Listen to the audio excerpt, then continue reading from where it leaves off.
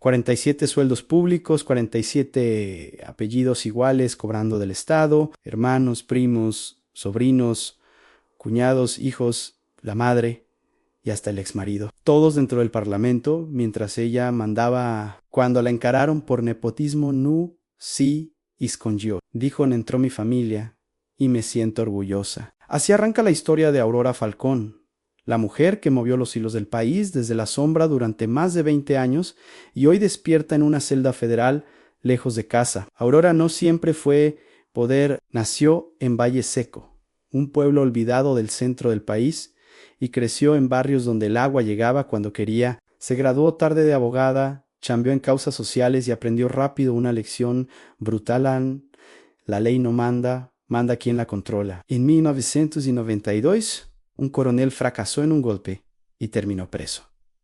Aurora vio oportunidad donde otros vieron miedo. Se presentó en la cárcel y ofreció defensa. No, ese día cambió todo. Desde entonces subió sin hacer ruido. Ayudó a sacar al coronel, se metió en su movimiento y empezó a ganar confianza. No hablaba bonito, no sonreía para cámaras.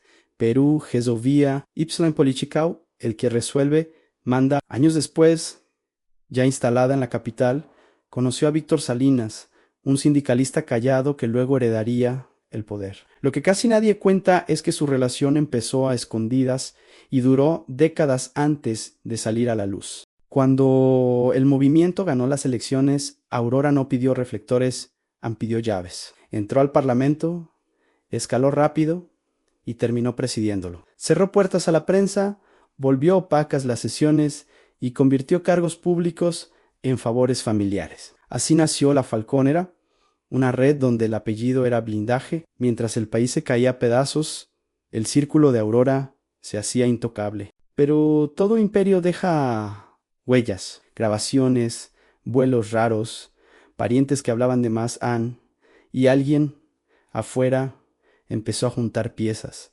Porque esta no es la historia de cómo llegó arriba, es la historia de por qué la fueron a buscar. Lo que viene explica por qué el silencio se rompió de golpe final. El escándalo no empezó con balas, empezó con nombres escritos en una lista. Aurora Falcón ya presidía el parlamento cuando apareció el famoso concurso público para llenar cargos administrativos. En el papel era limpio, meritocrático, institucional. En la práctica fue un descaro.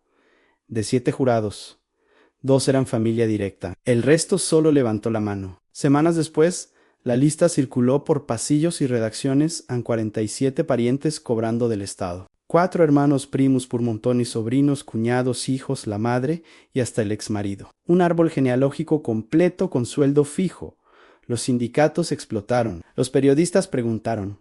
La oposición gritó nepotismo. Y Aurora respondió sin temblar: en sí, entró mi familia. Y los voy a defender. No pidió disculpas, no abrió investigaciones, no sacó a nadie.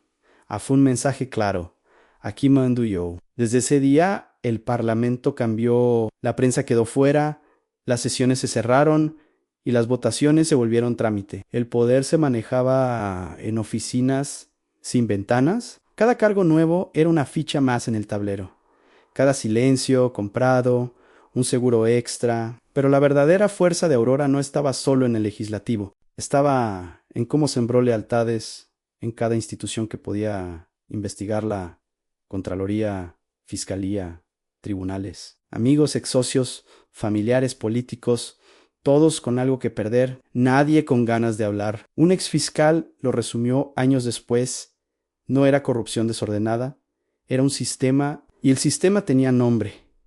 En la calle lo llamaban la Falconera. Si tu apellido entraba ahí, estabas protegido. Si no, estabas solo. Mientras tanto, Aurora desapareció del foco público. Menos discursos, menos entrevistas, gobernaba sin salir en cámara. Desde las sombras decidía nombramientos, bloqueaba causas y movía presupuestos. Víctor Salinas ascendía en el Ejecutivo, pero cada paso importante pasaba antes por ella. Parecía intocable en demasiado grande para caer. Hasta que 2 jóvenes de su propia sangre empezaron a vivir como narcos sin cuidado alguno. Y alguien muy lejos del parlamento empezó a grabarlos. Ahí comenzó el verdadero problema. Lo que nadie imaginaba era que esas grabaciones iban a cruzar fronteras y cambiarlo todo para siempre.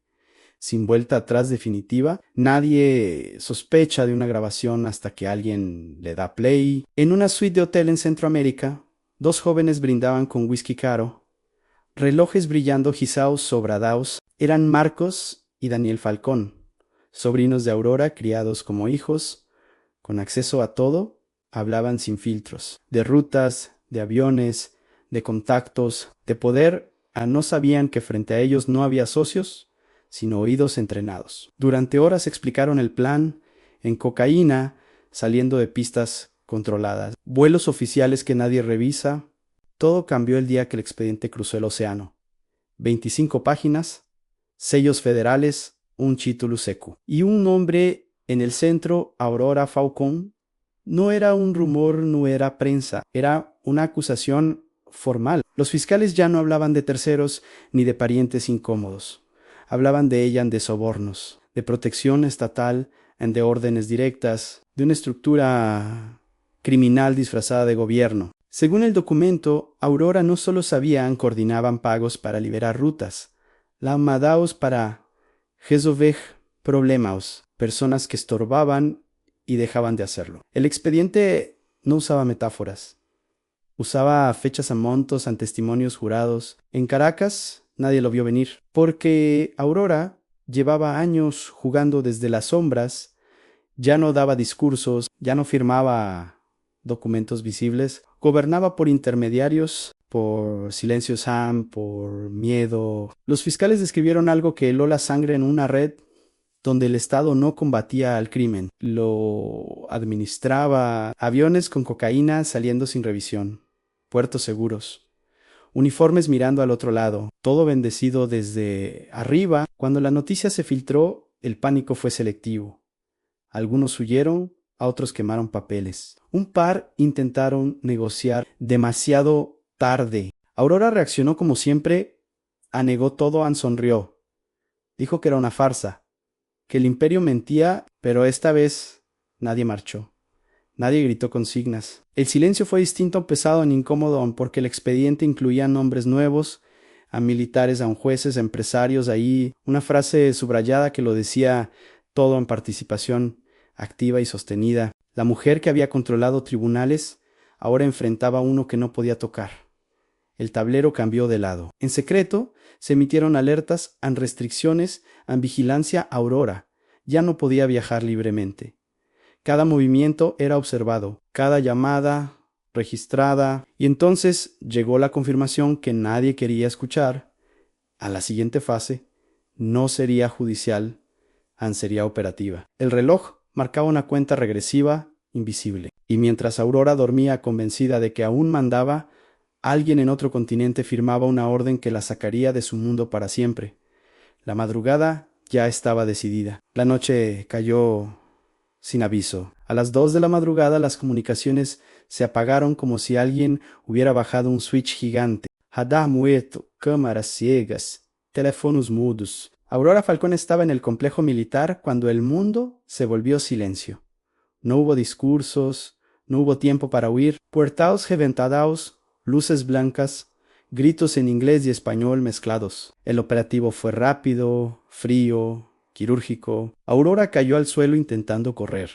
Golpe seco, sangre en la ceja. Nadie pidió explicaciones. En menos de una hora ya no estaba en su país. Despertó con esposas, un vendaje improvisado y una certeza nueva. El poder no viaja en avión. El traslado fue un túnel de metal, ruido constante y órdenes cortas. Nadie respondió cuando preguntó por su esposo. Nadie respondió cuando exigió llamar. Al llegar, la ciudad era otra fría, gris y lejana. Brooklyn no tiene palacios, tiene concreto. La registraron, le quitaron joyas, ropa, nombre. Desde ese momento fue un número más en un expediente. Caminando en la celda medía poco. Camauji, acero colchón, delgado, manta áspera. Luz que nunca se apaga del todo. 23 horas encerrada en una afuera, siempre vigilada, siempre sola. Así funciona el sistema que ella nunca controló. No podía ver a su esposo, aunque estuviera en el mismo edificio, en protocolos, en seguridad, en separación total. Compartían techo, no destino. Las comidas llegaron en bandejas de plástico, café aguado en arroz, insípido, el lujo quedó atrás. La primera noche no durmió.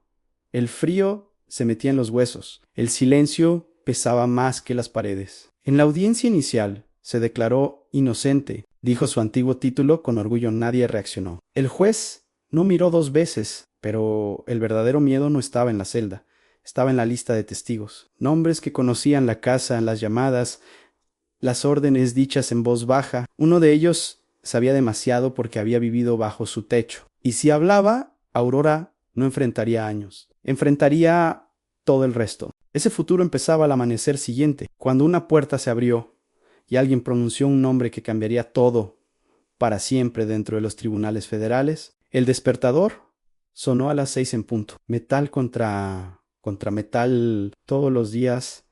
Igual, Aurora Falcón abrió los ojos mirando el mismo techo, la misma luz fría, la misma celda que olía a encierro. Ya no mandaba, ya no decidía, ahora esperaba. La audiencia final no fue un show, no hubo cámaras, no hubo discursos, solo documentos, miradas duras y una silla vacía reservada para el testigo protegido. Cuando el fiscal dijo su alias, Aurora supo que todo había terminado. No era alguien de casa, alguien que comió en su mesa, alguien que escuchó órdenes sin que ella supiera que quedaban grabadas en la memoria. El testigo habló despacio, sin rabia, sin temblar. Contó cómo